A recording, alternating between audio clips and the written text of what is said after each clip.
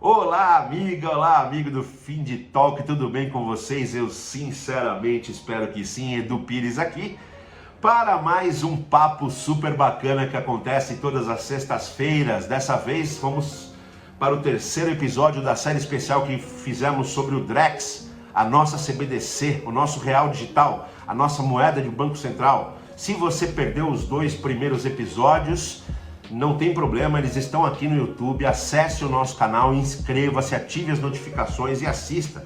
Foi bem legal essa série, está sendo bem legal essa série. Hoje temos aqui o último capítulo.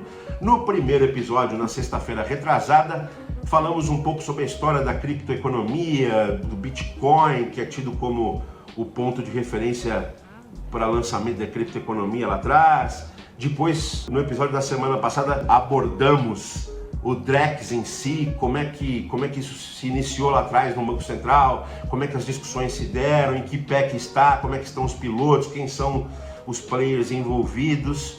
E hoje vamos fazer um exercício de futurologia, tentando identificar alguns casos de uso possíveis e como isso tende a revolucionar as relações de pagamento e as relações financeiras de forma global. Mas antes de entrar no tema do episódio de hoje, da nossa série do Drex, eu quero falar um pouquinho sobre algo que me tocou essa semana. Eu vou discorrer um pouco aqui sobre coisas que me tocaram essa semana no assunto, tá? Não vou divagar sobre outros assuntos. Essa semana eu tive acesso a vários posts, porque estamos falando desse tema, estamos pesquisando muito esse tema Drex. Muita interação com a nossa audiência, graças a Deus, muita gente me mandando material, pergunta, resposta, análise, o que me ajuda muito a compor os episódios aqui, me ajuda muito a compor o Fim de Talk como um todo. Muito obrigado a vocês que interagem conosco, peço que interajam mais, vocês são a raiz da nossa existência. A gente existe para consistir, desenvolver, discutir, detalhar e trazer para vocês conteúdo de muita qualidade, principalmente nos assuntos em que a gente consegue dar os nossos 20 centavos de contribuição. Mas, para além disso, o Brasil me surpreende a cada momento. Há muito tempo se diz que nós somos vira-latas dos Estados Unidos, que a gente tem síndrome de economia grande que deu certo e a gente não deu, que a gente é imitador, que a gente isso, que a gente aquilo. Acho que a gente mas acho que não é dos Estados Unidos e não é de Europa atual. Eu acho que nós temos uma síndrome de Grécia clássica e vou explicar. Tudo no Brasil vira uma discussão existencial e normalmente, lamentavelmente, dual. Ou é preto ou é branco, ou é Fla ou é Flu, ou é Palmeiras ou é Corinthians, para agradar aqui os paulistas. É impressionante como tudo se transforma numa discussão de dualidade aqui no Brasil. E o Drex não ficou fora disso, não escapou. Eu tive contato essa semana com vídeos, inclusive, muito bem produzidos, inclusive, dando conta de que o Drex é o Darth Vader do mercado de pagamentos, ou pode se transformar no vilão, no vetor da vilania. Eu vi um vídeo onde um exercício de futurologia, como que a gente quer fazer aqui hoje, muito bem montado, muito bem produzido, muito melhor que a nossa produção aqui. O cara mostrava o cara recebendo o salário lá em 2026, sei lá, ele recebendo o salário em Drex. E aí o governo já automaticamente entra e debita tudo que ele quer debitar daquele salário. Todos os impostos e as taxas às quais aquela pessoa tinha obrigação. Aí o cartão de crédito também já debitava, aí a conta de luz, a conta de telefone, a conta de água, a internet, e no final não sobrava dinheiro, ou sobrava muito pouco dinheiro para aquele cara, e o cara fala, tá vendo? Vocês estão caindo num engodo. Gente do céu, com todo respeito às pessoas que montaram esses conteúdos, acreditar que uma plataforma, diga-se de passagem, moderna, em linha com o que está acontecendo de mais inovador em transações financeiras no mundo, que se promete mais segura, mais fluida, que trará minoração de preço de tarifa bancária, que trará desintermediação, que tornará todos os processos além de mais fluidos, mais baratos, instantaneidade e segurança, que ela vai ser agente da vilania. Eu prefiro, assim como na discussão das bets lá atrás, quem assistiu esse episódio, eu prefiro me ater a uma posição mais, não é neutra, com o perdão da falta de modéstia, eu prefiro me ater a uma posição mais inteligente. Não estou falando que eu sou mais inteligente, mas a uma posição mais inteligente de não acreditar que o Drex será a fada madrinha digital que resolverá todos os problemas da humanidade e nem acreditar que ele será o vetor da vilania. O vetor da vilania é o nosso baixo acesso à cultura, à educação, é uma distribuição de renda mais equânime, são governos com menor sanha arrecadatória. Estamos sob um governo, aqui não tem escolhas eleitorais minhas, mas estamos sim sob um governo que tem uma das maiores sanhas arrecadatórias. Trabalha muito pouco a gestão da conta pública no pedaço gasto, pelo contrário, ou trabalha muito, gasta muito, né? Não cuida dos gastos públicos e aí, portanto, tem que trabalhar outra ponta aqui, que é a sanha arrecadatória. E aí que esses governos, que graças a Deus sempre são passageiros, que esses governos terão mais acesso com mais tecnologia, isso é um fato. Mas, gente, é um fato inexorável. É algo que nós não conseguiremos sair. Eu fico imaginando, no século XIX para o XX, a comunidade dos acendedores de luzes públicas. O desespero que eles se deram com a democratização da energia elétrica. E era uma comunidade, eram pessoas. A história de uma pessoa já é inequivocamente importante para o universo. Imagina de uma comunidade de pessoas. Mas nem por isso a sociedade desistiu de adotar a eletricidade para proteger aquelas pessoas. A transformação existe. Eu aqui, com os cabelos brancos, já estou ficando velho para o mercado atual. Já tenho mais dificuldade de entrar no bonde da atualização. Por isso a gente montou esse negócio. Tem um interesse que não é generoso apenas aqui, para a gente se manter atualizado. Porque para nós é um esforço. E é assim, a vida é assim. Agora, acreditar que a plataforma é o mal encarnado, desculpa. Assim como não é a resolução para todos os males.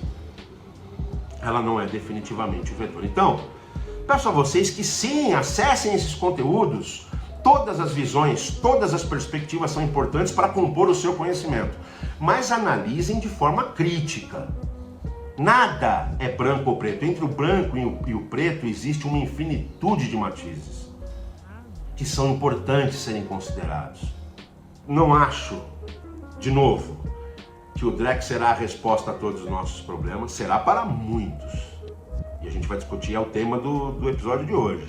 Será solução e será melhoria para muitos problemas, mas não será de todos, não é uma panaceia. Mas também não é a caixa de Pandora que contém todos os males. Ele vai trazer benefícios aos montes e desafios, sim. Desafios de entendimento, desafios de adequação, porque ele tem um poder transformacional gigantesco, como foi o do Pix. Mas também tivemos arautos da desgraça quando no lançamento do Pix, nossa, os bancos vão acabar, o sistema financeiro brasileiro vai ruir do jeito que conhecemos. Nada disso. Nada disso. Afinal de contas, as camadas do sistema financeiro são inúmeras. E muitas delas nem versam sobre uma moeda digital ou não. Me desculpem os criadores desses conteúdos, mas também deixo claro aqui que estão de parabéns, porque a gente sabe que uma parte dessa intenção é polemizar para engajar, e aí cada um defende o seu, mas eu estimulo a nossa audiência ao pensamento crítico, inclusive aqui com o meu conteúdo, com o nosso conteúdo aqui.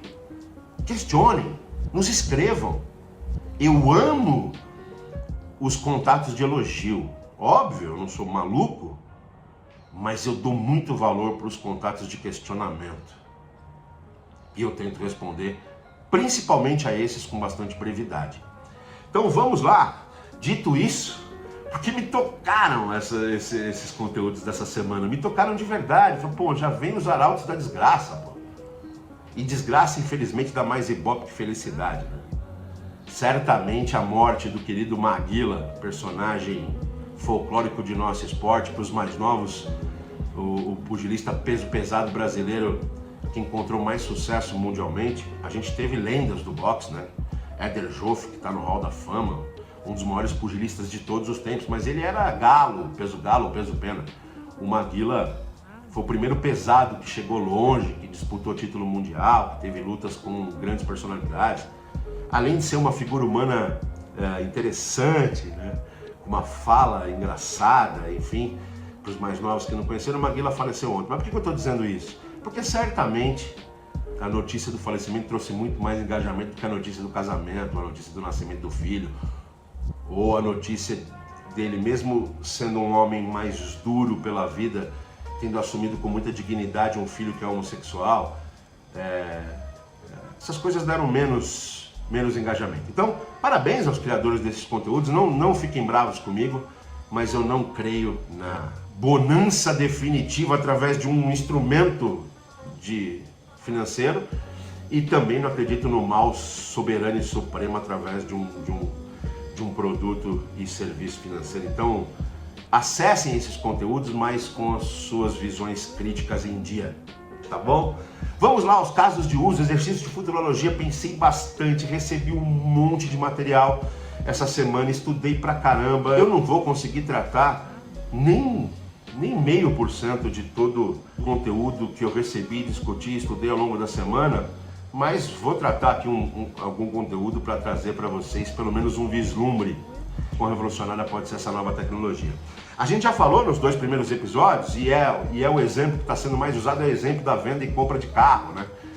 Que hoje é um misto. Hoje já melhorou com a carteira digital aqui em São Paulo, com o poupa-tempo, mas ainda assim, né, é um misto de felicidade e desespero, né? Felicidade porque quando você quer vender um carro e quando você consegue executar a venda é uma felicidade, ou quando você quer comprar o carro, adquirir aquele bem é um golaço, é um marco na sua existência, na sua vida, então é legal pra caramba, mas é um desespero porque a jornada é desesperadora. A jornada é nada fluida, é insegura. Então você está comprando um carro, você fica com medo de mandar o Pix ou a transferência antes do cara assinar o documento. O cara fica com medo de assinar o documento e dar na mão porque você não fez a transferência, é aquela loucura. Sem contar os efeitos de carros clonados e segurança sobre o bem, a materialidade do bem, é uma doideira. E aí também você tem que se preocupar. Não obstante todas essas preocupações com a transferência em si, tem o seguro, porque não se pode comprar um carro aqui sem seguro, porque a gente vive na jungle e é um medo tremendo que aquele bem seja levado, ato contínuo você tê-lo adquirido. Então é uma loucura de jornada. Então se usa muito o exemplo do carro. Quando a gente juntar a plataforma Drex a um smart contract oferecido a você pela instituição financeiro de pagamento que você escolhe para transacionar, você como comprador do carro, após discutido o valor com o vendedor, após ter achado o veículo que quer comprar e discutido lá preço, você aponta no seu smart contract esse valor e os demais valores acessórios se você quiser. Então, olha, eu vou pagar, negociei 10 mil no carro, não estou comprando um Pois 10 mil é brincadeira, negociei 100 mil no carro, então tem que passar 100 mil reais para o vendedor. Então eu defino lá no Smart Contract que 100 mil reais vão para o vendedor, senhor fulano de tal. Mas eu preciso pagar os 150 da vistoria. Aí eu defino lá que 150 reais vão para a empresa que presta esse serviço de vistoria para mim. Eu preciso pagar as taxas de governo, de transferência daqui e dali. Eu defino que tantos reais, 300 reais, vão para o Estado, através do Detran, enfim. Defino isso lá no meu Smart Contract. Defino que preciso pagar R$ 1.500 para a seguradora tal, que eu também aponto ali no Smart Contract. Defino algumas questões de segurança, que a ação só tenha consequência caso o veículo não possua restrições, não tenha gravame. que a liquidação só aconteça após a vistoria estar ok, após eu ter um laudo pericial que me embase a efetivar a liquidação da compra do carro. Eu defino que o documento tenha sido corretamente transferido para o meu nome ou para o nome que eu identifiquei. Define essas questões. O vendedor, por seu lado, também define as questões de segurança que ele quiser. Normalmente, para o lado do vendedor, é a preocupação com a transferência, que o valor negociado esteja garantido e seja rastreável. Pois bem, uma vez essas condições de ambas as partes atendidas 100%, ocorre efetivamente a transação. O carro efetivamente passa a ser meu e o dinheiro efetivamente passa a ser da pessoa. Instantaneamente. Olha o quanto muda a fluidez dessa negociação hoje bastante complexa, né? O mesmo se daria para um imóvel, o mesmo se daria para qualquer bem. Então, no mundo do DVP, no mundo da entrega contra pagamento, é isso. É você definir as condições daquela negociação e elas acontecerem instantânea, segura, de forma mais barata para ambos os envolvidos na transação. Muito legal, muito legal. É um nível de desintermediação, é um nível de acréscimo de fluidez à transação que sem precedentes. Então isso pode acontecer, como eu disse, com um carro, com um imóvel, com um terreno, com um título, com qualquer coisa. É o item lá que a gente comentou na semana passada, são várias usabilidades para o item entrega contra pagamento, né? Garantir a entrega contra garantia de pagamento, suportando assim as partes todas de um processo negocial como esse. Outro tema bastante interessante são os temas de PVP, pagamento contra pagamento, né? Por exemplo, a gente pode falar de Smart Remittance. Você tem o seu filho ou um ente querido morando na Califórnia para fazer intercâmbio. E ele é apenas um estudante, portanto, depende de você para provimento da liquidez dele lá. Hoje em dia já está muito mais fácil que há anos, né, atrás. Anos atrás você tinha que comprar espécie, o cartão não era aceito em qualquer lugar, fazer uma remessa era uma dor de cabeça.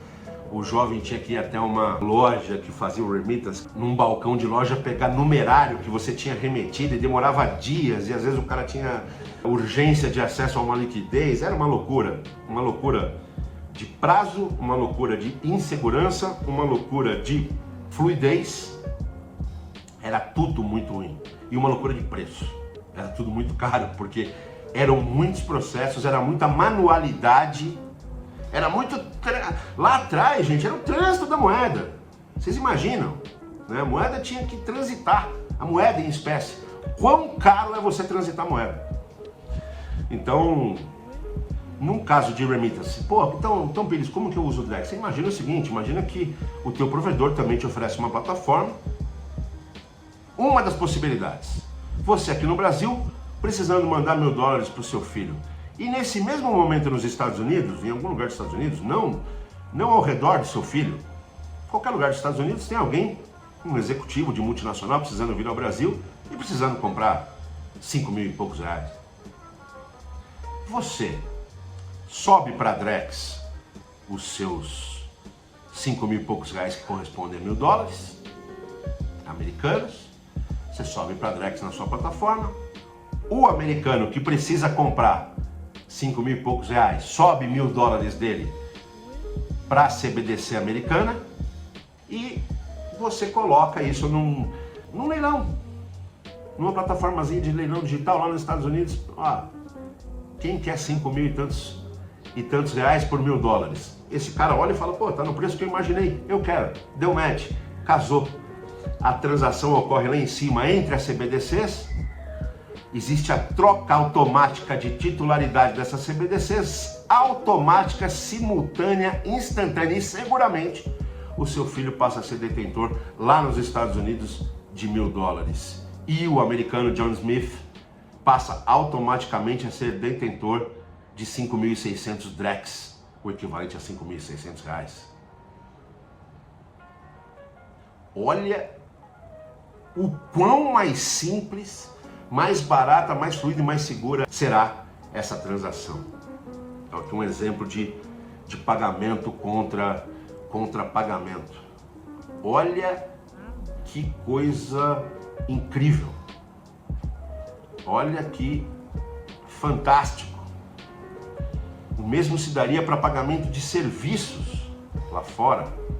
Você pagou um advogado para te nomear, te representar em uma causa norte-americana e ele ganhou essa causa e essa causa é representada por uma quantidade de dólares que ele ganhou. Isso é repassado ao advogado que precisa repassar a você. Hoje ele precisa fazer uma operação tradicional de câmbio, né? Tem custo para ele lá, tem custo para você quando esse câmbio chega aqui, tem arbitragem dos dois lados pelas instituições financeiras, né? Dependendo da natureza da operação, aqui no Brasil ainda precisa se preencher documentos nessa transação que são complexos, aí você precisa contratar e pagar alguma coisa para um especialista para preencher um RDE-ED ou um ROF ou um documento qualquer que subsidie a transação. Imagine que a justiça garanta essa transferência em CBDC americana, na quantidade de unidades de CBDC americana que correspondem àqueles dólares ganhos. O advogado te avisa e ele faz, você sobe aqui o smart contract aqui na sua plataforma, garantindo que o advogado tem X% daquele valor como pagamento dos serviços. Ele sobe a CBDC na quantidade líquida, ou ele sobe tudo e o smart contract garante de separar a quantidade que fica com ele, advogado, e a quantidade que é transferida para a CBDC americana, e você decide se você quer transacionar isso para a DEX, porque você precisa daquela liquidez no Brasil, ou você pode deixar em CBDC americana, o que me remete a outra usabilidade, que é a usabilidade de investimento transfronteiriço. Eu não sei se vocês sabem, mas o brasileiro figura entre as sociedades que mais poupam na sua própria moeda, né? Fora do Brasil, é comum que as pessoas nas suas cestas de investimento tenham investimentos em outras moedas, até como segurança, como garantia estratégica, né? Às vezes você está num lugar de moeda instável, como ainda é, o nosso real já é muito mais estável do que todas as outras moedas que tivemos no nosso passado. Aliás, vale a pena acessar a série do Brasil Journal, que deve estar lá no canal deles, uma série fantástica sobre o real, que fez aniversário recentemente, mas o fato é, ainda que tenhamos uma estrutura financeira no Brasil de ponta, a gente culturalmente investe muito pouco fora do Brasil. Por dificuldades, a própria CVM tem uma série de regras que dificulta o investimento lá fora, mas também por uma questão cultural. Por muitos anos, assim como eu estava discutindo aqui no começo sobre transformar coisas em coisas más, porque na verdade pessoas más fizeram coisas erradas.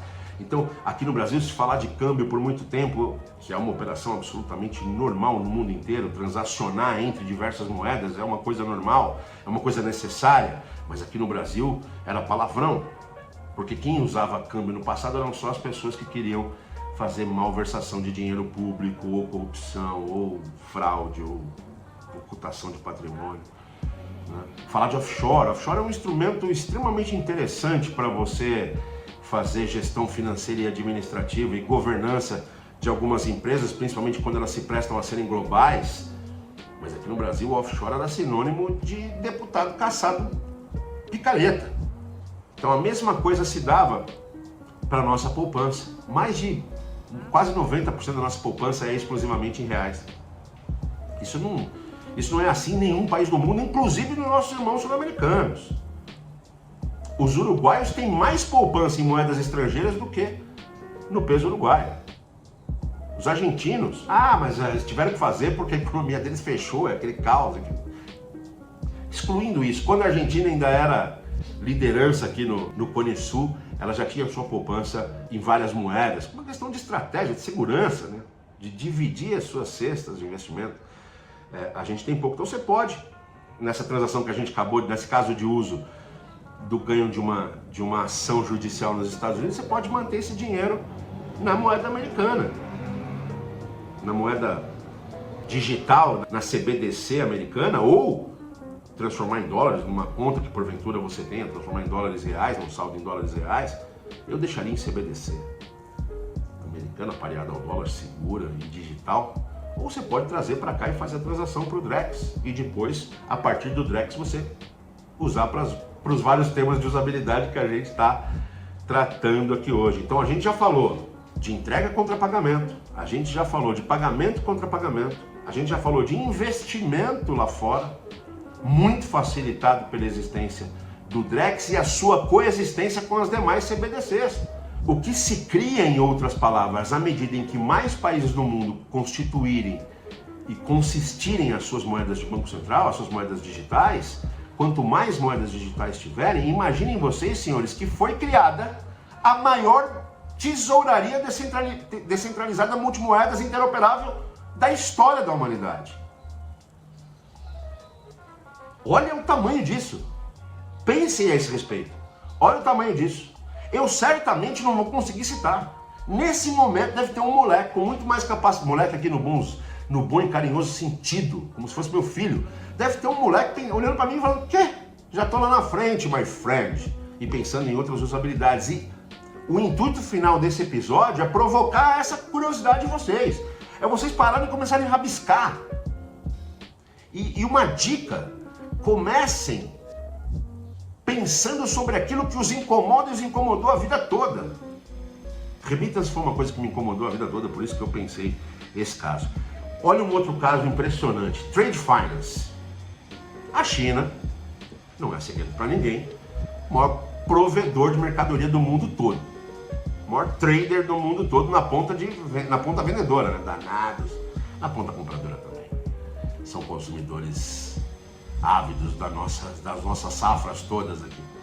Mas enfim, a China, apesar de moderna, pujante, gigantesca, não vende a crédito por uma série de motivos. Todo mundo que importa da China sabe que é 50% no pedido e 50% no pré-embarque. Senão a mercadoria não vai para o porão do navio ou para o bagageiro do avião ou para o instrumento de transporte que você prefira. Não vai. E não é para Beltrano ou para Ciclano. O exportador chinês não dá crédito para ninguém. É 50% no pedido e 50% no pré-embarque, no máximo. Para alguns casos é 100% no pedido. Ela não liga a produção. O exportador chinês não liga a produção antes de ver o pagamento. E isso causa, obviamente, um sem número de problemas. Eu não vou nem entrar no problema da falta de liquidez do comprador. E aí vai fazer outros instrumentos para ter acesso a crédito aqui, para poder executar a transação. Mas isso cria um problema, por exemplo, de segurança. Porque, pô, eu vou pagar tudo no pedido, e se esse cara que está do outro lado do mundo some? E se for golpe? E se ele não sumir, mas o produto não corresponder àquilo que eu exatamente comprei, a qualidade for inferior? Se chegar menos produtos que eu contratei, como é que eu me suporto? Como é que eu vou mandar antes? Imagine com o do CBDCs e Smart Contracts. Você, comprador da mercadoria, define, assim como no carro, valor, isso, aquilo, aquele outro. Você sobe Drex aqui, sobe da sua conta moeda Fiat pro real digital, pro Drex, o valor da transação, mais o valor das taxas. Hoje tem um problema enorme que eu estou tratando com os meus amigos. Um abraço pro Fabinho Camada e pro Rodrigo. Um beijão para vocês, queridões. Os freight forwarders, os agentes de carga internacionais, tem um item que eles sofrem bastante, que são pagamentos de pequenas tarifas nos portos ou aeroportos ao redor do mundo. Cada um tem a sua tarifa. Enfim, não é um negócio padronizado, e aí às vezes por uma tarifa de $15, uma mercadoria de 150 mil dólares não sai do porto, porque a tarifa de $15 não foi paga, e aí é câmbio para $15, para pagar uma tarifa instantânea é um inferno. Isso tudo poderia estar contido no Smart Contract. Já poderia constar nesse Smart Contract o exportador chinês, esse importador brasileiro, o agente de carga que ele contratou, o transporte, os seguros, A empresa que garante a qualidade, que atesta a qualidade, uma SGS da vida, enfim, tudo já pode estar contido ali e a transação ocorre com total segurança, ou seja, o pagamento só é efetivado com vistas à medida que o smart contract garanta que o documento de embarque foi emitido, garanta que o atestado de qualidade pela atestadora internacional de qualidade foi emitido e está em conformidade com aquilo que ele adquiriu. O exportador fica tranquilo porque embarcou a mercadoria sabendo que está travado o valor em moeda digital negociado por ele e que a mercadoria dele, ele tendo atendido todas as pré-condições do comprador, ele, recebedor, tem acesso instantâneo à liquidez. É incrível. Nós temos alguns exemplos. Pires, como é que estão as CBDCs ao redor do mundo? Talvez a mais intensa e a mais utilizada até agora seja a Naya. Naya é a moeda da Nigéria, Naya é nigeriana. A Nigéria já criou há algum tempo a Naya. E como a Nigéria, assim como a China, não teve a era de ouro dos cartões de crédito, a adoção de cartão de crédito nesses dois países por motivos absolutamente diferentes, não decolou, cartão de crédito não fez o sucesso na Nigéria e na China, por exemplo, que fez ao redor do mundo, existiu uma lacuna, por não ter ocorrido a era do cartão de crédito, existiu uma lacuna enorme nesses países com usabilidade de instrumentos de pagamento instantâneos, seguros e rápidos. Então, a Naya foi lançada direto para o usuário final, como uma electronic wallet, permitindo que o nigeriano tivesse acesso a um sistema de pagamento moderno, seguro e rápido e fluido, né? E ela vem sendo adotada com muita velocidade. Na China não houve tanta velocidade para o Yuan ou o Renminbi, a moeda chinesa eletrônica. Eles começaram testando com um grupo do funcionalismo público. Só que eles só entregaram as funcionalidades de transferência.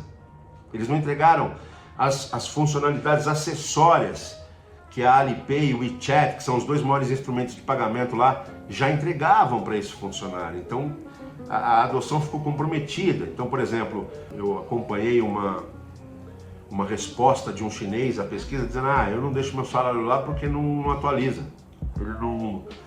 Ele não tem um programa de atualização monetária. E aí eu perco dinheiro. Então entrou lá, eu já tiro. Então eu não uso. Né? Então o governo deveria ter lançado um puro, né? o famoso teste AB, um outro com um instrumentozinho de atualização financeira, um outro com crédito, um outro com outras usabilidades e facilidades para que esse tester tivesse um pouco mais de condição de manter o dinheiro lá por mais tempo. Mas também, por não ter tido o mundo do cartão de crédito e por ter visto a transformação brutal que os electronic payments criaram lá, né? Exemplo do WeChat, da carteira Alipay, essas e-wallets causaram na China uma revolução tão intensa, saindo do pagamento em dinheiro direto para o pagamento com gadgets, sem passar pela era do cartão. A China tentou emplacar lá atrás a sua CBDC. A adoção não foi tão grande por problemas no modelo de testes. Mas vai acontecer, gente. Vai acontecer. Percebam o nível de revolução que essa instantaneidade, essa interoperabilidade, inclusive e principalmente transfronteiriça e transeconômica, por tratar-se de moedas diferentes, a segurança e o rastreamento, percebam como tudo isso junto tende a diversas e diversas revoluções. Aqui, um dos 13 projetos que estão sendo avaliados com mais detalhamento no Banco Central trata de tokenizar safra. Então você tokeniza aquele ativo futuro, aquele futuro. Em si, falando de commodities, isso é muito fácil, porque a precificação já se dá internacionalmente. Você tokeniza aquilo e instrumentaliza crédito para esse produtor aqui, tempos antes, garantido e baseado na tokenização do ativo futuro. Gente, poderíamos ficar aqui conversando por 2, 3, 4, 5 horas, mas aí eu também sou filho de Deus e eu também preciso pensar em monetização, e quanto maiores os vídeos, menor o engajamento. Então, eu preciso parar por aqui, sendo bem franco para vocês, mas tinha muita coisa para tratar. E tem muita coisa para tratar. E a gente vai fazer outras séries, a gente vai fazer outras discussões. Se não forem novas séries, a gente vai fazer novos episódios, capítulos, como se diz hoje a molecada aí, a gente faz um spin-off da série original daqui a pouco. Tá? A gente vai falar mais sobre o tema, a gente vai falar nos nossos conteúdos normais, nos nossos conteúdos ordinários, a gente vai falar desse tema sempre, e muito. Vamos nos antenar, como a gente tem dito a todo momento. Ok? Espero que a série tenha sido válida, espero que tenha atendido aos anseios, principalmente de quem pediu pra gente a série, muita gente tinha pedido. Espero que a gente tenha correspondido aos anseios de vocês. Um excelente final de semana, um beijo e aguardem novas séries, novidades do mundo Ultra Talks para vocês. Um abraço.